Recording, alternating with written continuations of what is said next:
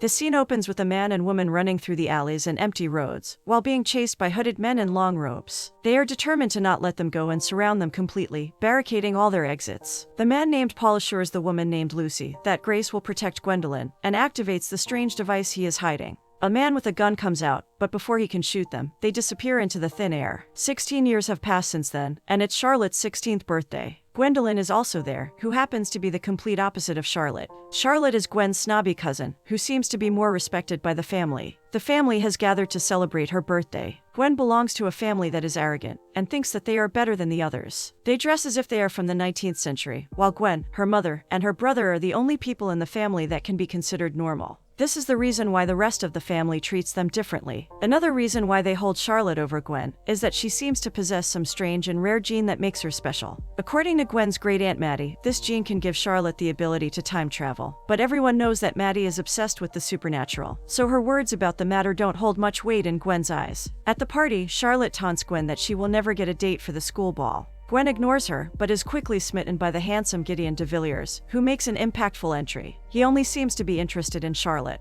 Gwen is standing awkwardly next to them and tries to introduce herself, but instead of paying any attention to her, he brushes her off and asks her to bring them drinks. She tries to grab some for them, but instead ends up spilling the drink all over Gideon's clothes. Embarrassed by the entire ordeal, she runs to her room and hides in there. Later, Charlotte suddenly faints while Gideon holds her. Charlotte's mother wraps her in a white dress with a big hat, and Gideon takes her somewhere unknown to Gwen. Her family is filled with mysteries, and Gwen knows none of them. Maddie tells Gwen about the order of Count Saint Germain, and reveals that Gideon also has the same gene as Charlotte. This explains why he is so close to her. A strange ceremony takes place, where Charlotte is appointed as the Ruby, the prophesied time traveler that was promised to them a long time ago. The next day, it's Gwen's birthday. At school, Gwen's best friend Leslie tries to set her up with a friend, but she isn't listening to anything. Gwen's vision is blurring, and she even sees a ghost from earlier centuries. This should be happening to Charlotte, but Gwen is the one experiencing it. At home, she again feels nauseous and steps outside to get some fresh air, but instead faints. When she opens her eyes, she is surprised to see that she is in the 19th century. Carts and carriages move past her, instead of cars and bikes. Shocked at what is happening, she accidentally collides with a woman, who quickly begins to accuse her of stealing. A crowd forms, and she tries to explain, but they are furious and refuse to hear anything she says. Gwen realizes this and manages to escape their hold, but as soon as she leaves them, she again disappears into the air. When she opens her eyes, she is back to her timeline. Gwen calls her best friend Leslie, who advises her to stay off the bridges and be careful. Gwen has no idea when this will happen again, and might get stuck in a place where there is no return. Gwen goes straight to her home to tell her family about what had happened, but instead gets a small birthday surprise. Her birthday party is nothing compared to Charlotte's, but everyone she loves is here. As a birthday surprise, Grace gifts Gwen a locket that appears to be a key. It's not much, but Gwen is thankful for it. At the dinner table, Maddie suddenly gets a vision, where she sees Gwen in danger. Maddie is terrified of the future and asks Gwen to keep herself safe. Later that night, Gwen twists and turns in her bed as she again begins to sweat, and her vision becomes blurry. She is again taken back in the past, but this time she is met with her grandfather, who passed away when she was only 6. Bewildered by the reality of what is happening to her, Gwen cautiously approaches him, trying not to raise any suspicions, but surprisingly,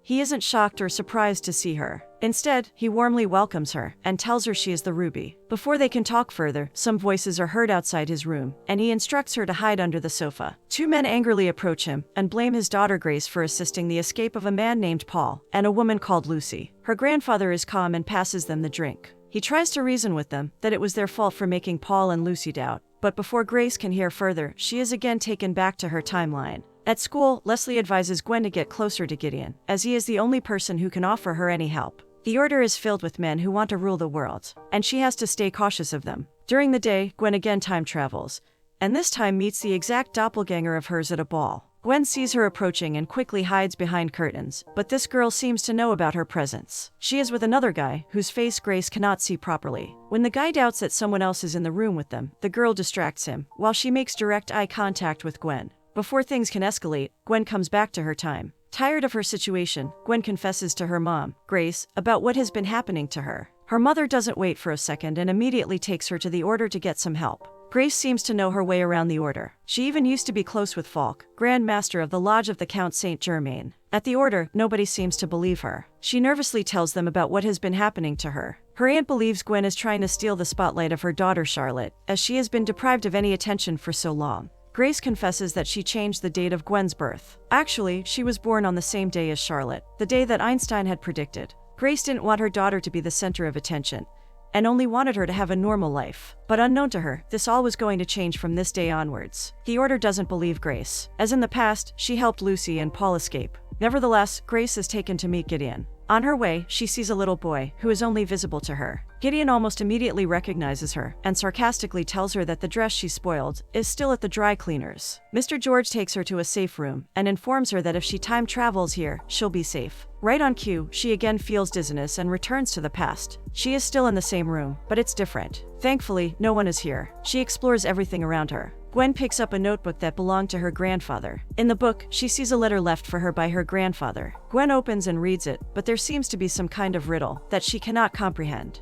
The only thing she truly understands from his letter is the advice to stay determined on the path destined for her. When she returns, everyone in the Order sees her appearing out of nowhere. It is confirmed that she is, in fact, the Ruby. It's not Charlotte, as everyone had previously believed. Charlotte is furious as she hears the news. She walks off crying, but Gideon stops her. He lets her know that no matter what happens, no one can come in between them. Gideon and Charlotte have been training together for the mission for years and have a close bond. Gideon offers to complete the mission alone, as Gwen isn't ready yet, but the Order doesn't agree. They only care about Ruby, and she is standing right in front of them. It is confirmed that she is the last of a total of 12 time travelers. She is taken to what appears to be a clinic, where a doctor named Mr. White takes a blood sample from Gwen for the chronograph, the device that is used to time travel accurately, and more precisely. She tries to ask him about it, but Mr. White refuses to offer any help, as the last person who asked him about the chronograph stole it. Lucy was the one who did it. After that, Gwen enters a room that is filled with costumes from earlier centuries. Suddenly, Madame Rossini appears out of nowhere and begins taking her measurements. She is the one who dresses time travelers according to the place and the time period they are traveling to. Madame Rossini is a joyful, cheery lady who is determined to give Gwen a makeover. Later, Gwen is presented before the Order of Count Saint Germain the same way Charlotte was. She has doubts about them and their mission, as her mother also never trusted them, but they convince her that they are here only to serve her. The only thing the Order expects from her is that she will complete the mission in any way possible. Falk presents her with a red ring, and the room fills with applause. During the ride back home, Gwen expresses that she feels betrayed, as her mother kept all these things hidden from her. Grace only did this to protect Gwen from the Order. She didn't want her daughter's head to be filled with conceited ideas. Gwen is confused about Lucy stealing the chronograph. Grace has no answer, but only knows that when chronograph fills with the blood of all 12 time travelers, it will become the most powerful thing in the world, and that's what Lucy might be trying to stop them. They are back at their home, and Gwen tries to apologize to Charlotte, but she is still mad at Gwen and warns her to stay away from Gideon. Back at the Order, during one of his training sessions, Falk advises Gideon to keep an eye on Gwen. He further warns him to not let any love affair blossom between the two time travelers. Gideon assures Falk that Gwen isn't his type, the remark which Gwen unfortunately hears. She lets them know that although they might think she doesn't have what it takes to be the best, she'll prove to them that she does. Falk informs Gwen about her mission. Blood samples are required from all the formerly living time travelers from the past to complete the second device. Gideon tried to collect the blood from Gwen's great-great-grandmother named Tilney, but she refused and would only cooperate if Gwen was also there. So, this is what Gwen's task is now. Madame Rossini gives her a makeover and transforms her completely into a beautiful posh girl from the 19th century. Madame Rossini tries to teach Gwen how to act like a lady, but all her efforts seem to be in vain. Gideon laughs at Gwen's failed attempts to drink the tea from the cup. Gideon blindfolds Gwen and takes her to where the second chronograph is kept. The date and time are fixed, and both of them travel back to history. Once they are there, they waste no time and go to Tilney's house. As soon as Tilney sees Gwen, she warmly welcomes her inside. She is happy to see her there and almost immediately bonds with her. Out of nowhere, Paul walks out, and Gideon is immediately alerted. Paul looks at Gwen with sincerity and love and asks Lucy to come out. Lucy comes and grabs Gwen's hands, letting her know that they did everything to protect her. Lucy warns Gwen that once the blood circle in the chronograph is completed, the Count will sacrifice her life to achieve his goal. Before she can say anything else, Gideon, who has been fighting with Paul and the butler, overpowers them both and runs away with Gwen. They hide in a church, and to make Gwen feel better, Gideon does a silly impression of a 19th century man. They come back to their timeline, and Gwen takes Gideon to an Indian restaurant. It's something Gideon has never tried before, but he enjoys her company. It starts to look like Gideon has started caring for Gwen. No one at the Order believes Lucy and Paul, except for Gwen. They call them traitors and advise her to stay focused on the mission. Guardians believe that it's a plot by the Florentine Alliance, which has been Count's nemesis for a long time. Gideon believes that this was their attempt to take Gwen's blood for a chronograph, but a seed of doubt has been sown in his mind. Later, Charlotte tries to rile Gwen up by telling her that Gideon still confides in her. She ridicules her by calling her clumsy and embarrassing.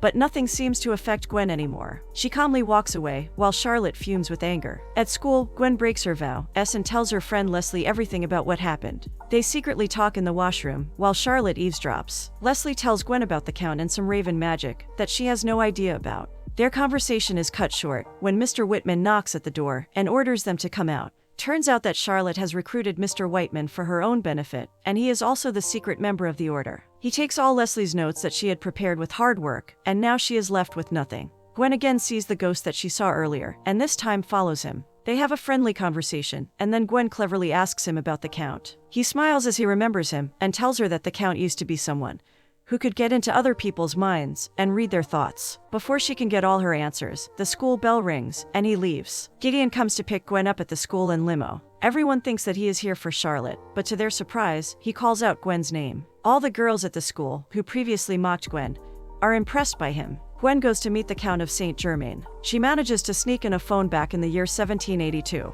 She is extremely nervous, but Gideon calms her as he assures her that he'll be with her all the time. Turns out that the Count is a misogynist who doesn't seem to like Gwen very much. He asks her if she knows her special magic, and when she tells him that she is ignorant about that, he is greatly disappointed. Gwen naively tells them about the future world, which seems to upset Count, and he chokes her. Nobody can see that, but Gwen is the only one who can feel his hand on her neck. He lets her go once she promises to never break his rules. On their way back in the carriage, Gwen questions Gideon about his undying obedience to something that he himself doesn't truly understand. Gideon deflects her question, but suddenly they are attacked in Hyde Park. Gideon fights with them courageously, but is ultimately defeated. Gwen manages to stop the moving carriage in time and save his life. She regrets what she has done, as this is the first time she has ever hurt someone. Gideon reassures her that it's okay, as she only did the deed to save him, but his words aren't enough to comfort her. They return to their time, where Gideon expresses annoyance over how they have to walk back, when Gwen whips out the phone she sneaked in. He smiles, knowing that whatever he does, she'll remain the same. Mr. George comes to pick them up, and during the ride back, he inquires about the incident. Gwen tells him that the men who attacked them were wearing the crest from the Florentine Alliance, but is confused about why they would want to hurt her. Mr. George tells her that they have been rivals since the beginning of time, just like good and evil. Gwen wonders which side she is on, and no one has an answer for that. The car stops in front of Gwen's house, and Gideon comes out to say goodbye. He is genuinely thankful for her help earlier. If it wasn't for her, he'd be long gone. Gwen wonders if they can just leave everything and run away. Gideon knows that it's impossible, as the Order has eyes everywhere. Nevertheless, he promises to search for the truth with her. Gideon kisses her on the cheek and leaves. Gwen was earlier feeling guilty over what she had done, but now after this conversation, she feels much better. Charlotte witnesses all of this exchange through her window and is furious. Later in the night, Gideon calls Gwen and tells her that he is going to look for the prophecy about the ruby that she had mentioned. He advises her not to worry, but Gwen will not sit at home while he plays with the fire. Gwen informs Gideon that she is coming too, and leaves her room. Charlotte comes out and tries to stop her by calling the Order, but Gwen's mother comes to her help and takes Charlotte's phone away from her. Gwen smiles gently and leaves the house. She gleefully cycles to her destination, as she is now hopeful for the future. Gwen meets up with Gideon, and they sneak into the Order's archives to find the prophecy. But all of these documents were sent to the bank years ago. They spend the whole night searching for some answers, but can't find any. The night turns into day, and when Mr. George comes in the next day, he's surprised to see them sleeping there on the floor. Gwen shows him the note her grandfather left for her, and Mr. George is delighted to see something of an old friend from the past. Gwen is determined and mentions that she would never let her grandfather down, so Mr. George agrees to help them in their quest. Mr. George sets the machine, and they travel back to 1942 to find the secret documents. To unlock the door, Gwen pierces her skin with a needle, and a drop of her blood does the trick. A secret door opens, and they enter the room. After looking for a little while, they find the prophecy, but it isn't what they were expecting. The prophecy, in fact, is about how Gwen's life will be taken. When Ruby bleeds out in the snow, it will bring the Circle of the 12 to completion. Some part of the prophecy is torn in lust. Suddenly, the guards break in, and despite Gideon trying to fight them off, he is captured. In an attempt to escape, Gwen falls many stories to the ground and bleeds out in the snow. She wakes up, and as she sees her blood in the snow, the prophecy comes into her mind. The Count comes to meet her in the ghost form and mentions how she promised him her allegiance, but just now she broke all her promises. Gideon is thrown into a dungeon, where he begs them to bring in Gwen, but all his pleas are of no use. As the snow falls, Gwen sits in the corner and shivers due to the cold. The ghost of the same child she keeps seeing in her timeline appears out of nowhere. He urges her to stay awake. Gwen is surprised to see him here and asks how he can travel between times. The boy tells her that he comes here often, and this is where he plays. He reveals that she'll need a key to travel back, and she has it. Gwen is confused, but then the same necklace comes to her mind that her mother gifted her. It also belonged to Lucy. With it, she unlocks the door behind her and faints as soon as she enters. Gideon has made it back, and Mr. George helps him out. Before he can find her, Falk and Mr. White have already discovered her. She has hypothermia, and the chances of her survival are low. The prophecy that foretold this is coming true. Falk orders his men to keep Gideon away from here, but he manages to get in. Gideon sees her and gently touches her. He dreads that something terrible might happen to Gwen, and picks her up in his arms. Mr. White stands still, and Gideon urges him to come along with them. Mr. White checks up on her and tells Gideon that she has a concussion. He thinks that she might not make it, but Gideon is confident that she is stronger than they think, and that she will make a remarkable recovery. Falk walks in and warns Gideon that what he did and what he is doing right now will land him in serious problems. But Gideon is far too furious to listen to anything he says. He threatens Falk that he will tell the inner circle about everything that has happened. Mr. White diffuses the situation and tells Gideon to not lose his cool and instead stay with Gwen. She needs him more than anything else right now. This calms him down, and he goes back to her. Later, as Gideon had believed, Gwen regains consciousness and calls out his name. Gideon is relieved to see her awake and goes up to her quickly. She weakly sits up and tells him about the time she saw herself in the past. She was with Gideon, and they seemed close. Gwen is scared about the lost piece of the prophecy. She wonders if that part is worse than what they have already known. Gideon assures her that no matter what happens, he'll stay with her. He isn't going to leave her alone, no matter what the circumstances are. Their moment is cut short when Mr. George walks in. He brings her food and wishes that she recovers fully in no time. Mr. George is better than the others in the order and keeps her motivated. The day of the ball has come, and Gwen dresses beautifully in Lucy's gown. She gracefully walks down the stairs as her mother watches in awe and wonder. Grace takes Gwen to her father's portrait, where Gwen notices an old family photo. It's the picture of the same little boy she keeps seeing. Grace tells her that he was her father's little brother, Robert. As a child, he fell from the window and lost his life. That's when Gwen realizes what her secret magic is. Just at the right moment, Gideon walks in. He looks as handsome as ever and takes Gwen's arms in his. Her family watches with love as he escorts her out. At the ball, when they appear together, everyone is shocked. Most of them had thought that Charlotte would be Gideon's date, but Gwen is the one he walks in with. The upbeat music fades into a slower one as Gwen and Gideon make their way onto the dance floor. They sway slowly and gently. Gideon confesses that in his eyes, Gwen is special even without her secret magic. He likes her just the way she is.